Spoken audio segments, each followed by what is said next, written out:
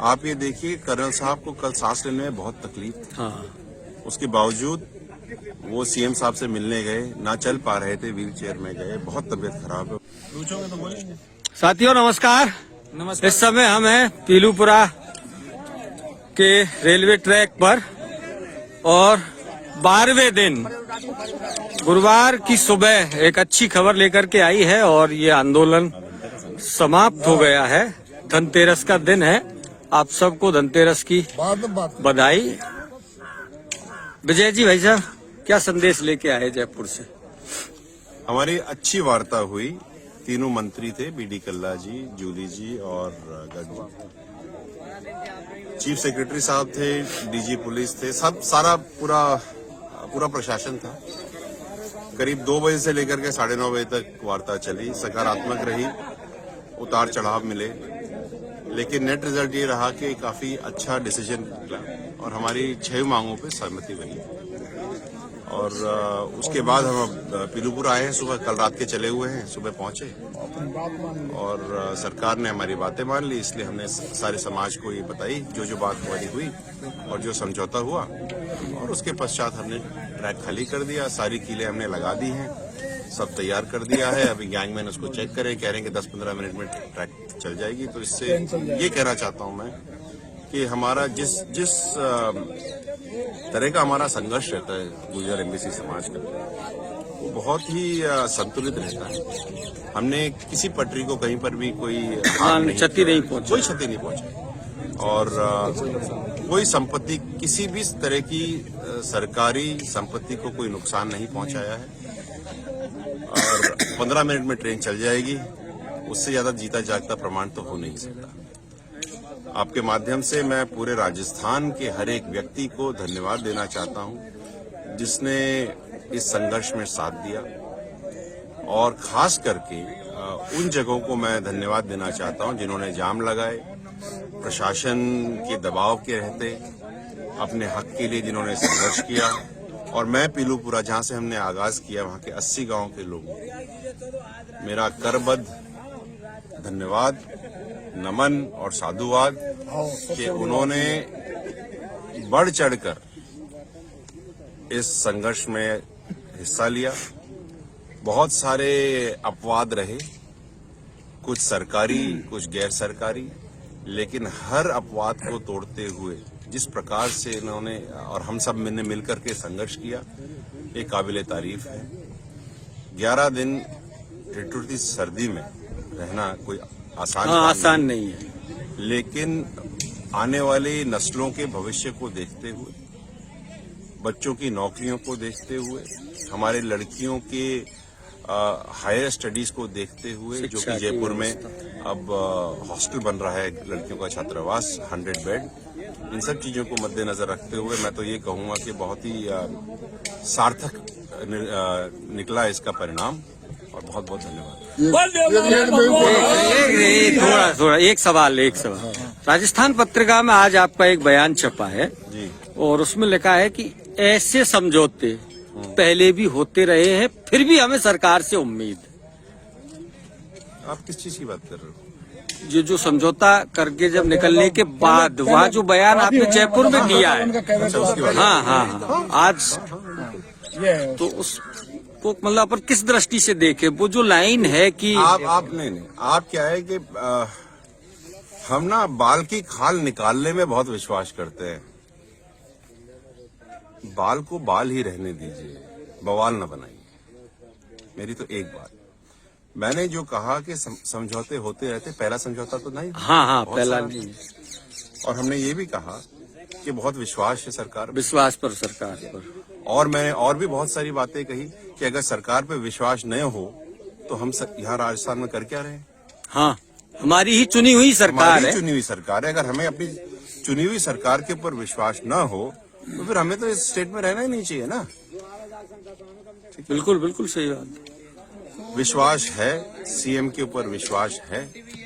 हमें इस बात का विश्वास है कि सीएम साहब ने और पूरे जो मंत्रियों हैं उन्होंने जो हमें बात कही वो पूरी होगी। आपको एक बात बताऊं, आपको एक बात बताऊं मैं, जो पीड़ा रही है समाज की इस आंदोलन में, नौकरियों की पीड़ा तो रही है, लेकिन जो टिपिंग पॉइंट रहा, जिसकी वजह से हम संघर्षरत हो गए, जिसकी वजह से हम पटरी पे चढ़े, वो बहुत लोगों के लिए बहुत छोटी सी बात है। हमारे लिए तो बहुत बड़ी बात।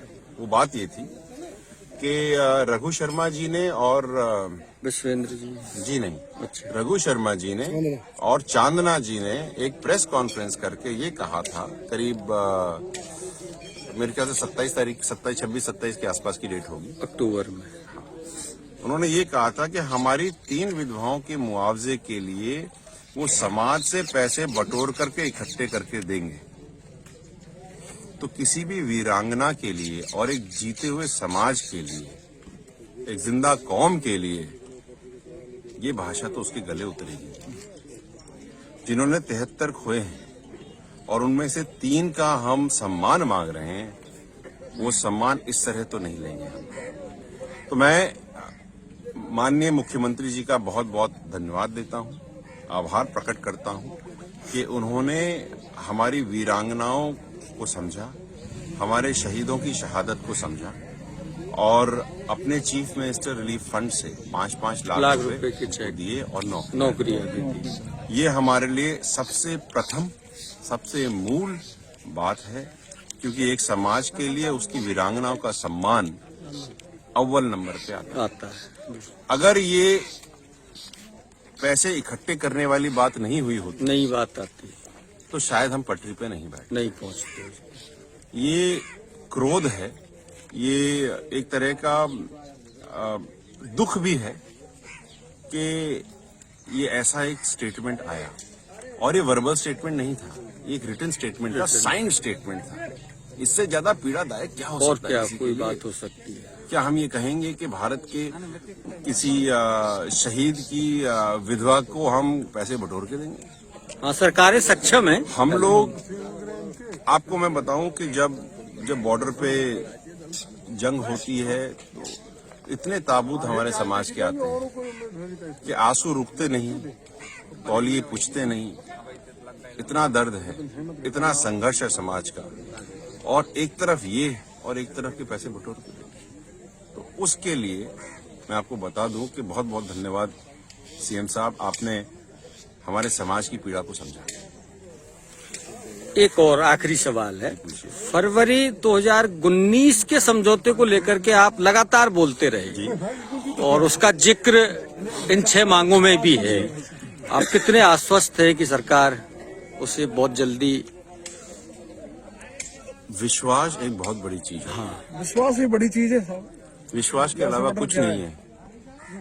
मुझे विश्वास है कि मेरा समाज संघर्षरत रहेगा, इस विश्वास पे सब कुछ होता है, और इसी विश्वास के साथ पूरे राजस्थान के लोगों ने एक चीफ मिनिस्टर को बनाया, तो विश्वास कायम है। और अगर विश्वास में घात होता है तो पटरी तो ये रही। हाँ, ये नजदीक है, कहीं ये ज्यादा दूर नहीं चलना है, पहले से भी आप कहते रहे, है ना। देखिए, समन्वय और समतल दोनों तरफ से बनना चाहिए, तो हमें आशा है कि बना रहेगा। कर्नल साहब का स्वास्थ्य कैसा है, जरा लोगों ठीक को? नहीं है। हाँ, आप ये देखिए, कर्नल साहब को कल सांस लेने में बहुत तकलीफ थी। हाँ, उसके बावजूद वो सीएम साहब से मिलने गए, ना चल पा रहे थे, व्हील चेयर में गए, बहुत तबीयत खराब है। उसके बाद उनका सीटी स्कैन हुआ और सीटी स्कैन में निकला कि उनकी लंग्स जो हैं वो 40-45% इन्फेक्टेड हैं, अराउंड 50% इन्फेक्टेड है। तो हॉस्पिटल में एडमिट है और ट्रीटमेंट चल रही है। 85 साल की उम्र में हल्की सी छोटी सी भी बीमारी बड़ी हो सकती है। तो हम तो भगवान से प्रार्थना करते हैं कि जल्दी स्वस्थ हों और समाज को फिर से आकर के मुलाकात करें। और आज धनतेरस है, धनतेरस के दिन पे हमने पटरी खाली करी। पूरे राजस्थान के लोगों को, पूरे भारत के लोगों को हमारी तरफ से, पूरे समाज की तरफ से धनतेरस की बहुत बहुत बधाई, और आशा करते हैं और हमारी सारी खुशियां आपके साथ हैं कि दिवाली बहुत अच्छी मने, अच्छी तरह से। हमने हमने अपना कार्य कर दिया दिवाली मनाने का, धनतेरस मनाने का। सरकार भी अपना कार्य करे कि हमारे बच्चों के घरों में दिवाली मने। नारायण भगवान की जय।